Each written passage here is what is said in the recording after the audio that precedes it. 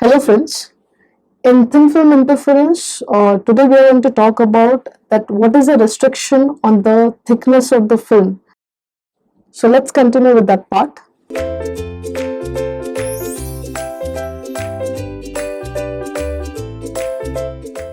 Now when we talk about the restrictions on the thickness of the thickness of the film is the main or the most important parameter during the concept of thin film interference, because as I said in the previous videos that the thickness of the film should almost be comparable to the wavelength of the light which is being used in the source of the light. So what happens if I consider a film which is of excessively thin thickness, and if I consider a film which is of a very large thickness, what is going to occur? Why do we not prefer the excessively thin film, or why do we not prefer the films having very large thickness? Let's talk about that. Now when you say the optical path difference in the reflected system was given by the value of 2 mu t cos r plus lambda by 2. If you remember, we had calculated this value in the previous video about the thin film interference. In that case, we had two systems, reflected system and the transmitted system. For reflected system, that is the effective optical path difference which we got for the two rays, that is BR1 and BR2, or we can say the effective path difference between the interfering rays in the reflected system.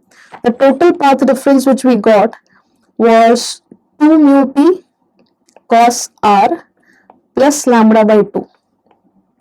So hence I had said that optical path difference between the interfering rays of the reflected system was given as 2 mu t cos r plus lambda by 2. So we said that optical path difference depends on three parameters.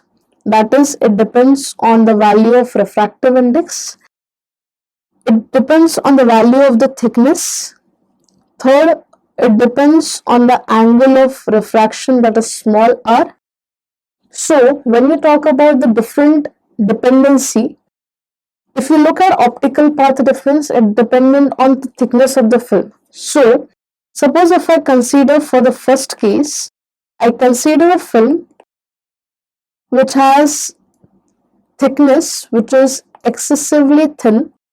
So if I consider a film which is excessively thin, what is going to happen? If I say I have a film which is excessively thin, in that case the thickness T is going to be very small as compared to the wavelength of the light.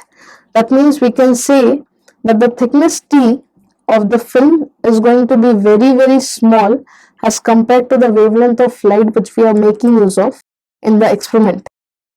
So if T value is very small as compared to lambda, so if you look at the equation of optical path difference, in this the first term consists of T, that is the thickness, and the second term consists of lambda. Now for the film having excessively thin thickness, the T is very much smaller than lambda, so we can say that the 2 mu t cos r term will be very much smaller than lambda by 2. So if I talk about the two terms, that is 2 mu t cos r and lambda by 2, so if this is very small, we have to obviously neglect the value of 2 mu t cos r. So out of the two term in optical path difference, we neglect the first term because the thickness of the film is very small as compared to wavelength. So the ultimate optical path difference or the effective optical path difference for excessively thin film is equal to lambda by 2. Now if you remember that optical path difference is equal to odd multiple of lambda by 2 for the condition of minima. If I compare that condition over here, are we getting optical path difference to be multiple of lambda by 2? If I get my optical path difference to be multiple of lambda by 2, that means using film of excessively thin thickness, I'm getting the condition of minima, and if I get the condition of minima, that is, I'm going to get the intensity of light in this case to be almost zero, or we can say that all the wavelength which is going to be obtained during the interference is going to be completely absent. So we can say the excessively thin film is going to give us a dark point or no interference, or you can say if it is giving interference, it is going to be completely blank, or the interference wavelength is going to be completely absent. So if I don't get any light in the interference pattern, or if there is an absence of wavelength in the interference pattern, so obviously I won't be able to see the interference pattern. So hence we can say that we cannot prefer thin film, or the films which are excessively thin cannot be used for the interference of thin film concept.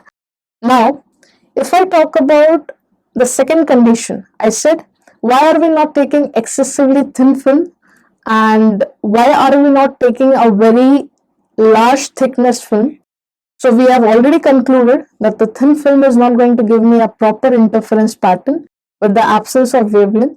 So we are not going to make use of excessively thin film. But when you come to the second concept, that is, if I consider a film which is having very large thickness. Now when I say very large thickness, obviously the thickness of the film is compared with the wavelength of the light. So I mean to say it is very large thickness compared to lambda. Now in this case, what happens is, if I consider a film which is having a very large thickness as compared to wavelength, so under this condition, the same point will be maxima for large number of wavelength, and same point will behave as a minima for again large number of wavelength. So I can say that if I consider a film of very large thickness, so under this condition I'm getting a same point which is going to behave as maxima for large number of wavelength, and the same point will behave as minima for again a large number of wavelength. So if we try to find the resultant wavelength, it is going to be the sum of all the things together at the same point. Now if I add all the colors together at the same point, if I say I am getting a same point to be a maxima for a certain wavelength, and I get the same point again has minima for certain interference, that is, if we start adding all of them, resultant is nothing but going to be the white color overall. So I'm not going to get any bands, either dark or bright. I'm going to completely get white color in the interference pattern. So if I get white color in the interference pattern, so obviously we can say that we are not getting interference pattern when we talk about the film having very large thickness, because at same point the wavelength is going to give me maxima, and at the same point large number of wavelength are going to give me minima, which is going to be coincided with each other, overlapped with each other, giving me a resultant as white light. Now if I get a resultant as white light on the screen, so I won't be getting any interference pattern for a film having a very large thickness. So we mean to say that, or the conclusion of this part is that, whenever we consider a film of excessively thin thickness, we are going to get absence of wavelength, so it is not considered as an interference pattern.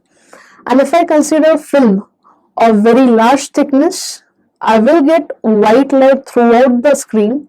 That means again we are not getting an interference pattern properly. So the conclusion of this part is that instead of using film having excessively thin thickness or a film having very large thickness, we can use film which is having thickness almost comparable to the wavelength. So that is why we prefer the films which have the thickness compared to the wavelength. So this is the restriction on the thickness of the film. We can't make the thickness to be very small, or we can't make the thickness to be very large. It has to be almost comparable to the wavelength of light. So that's all for this video. Thank you so much.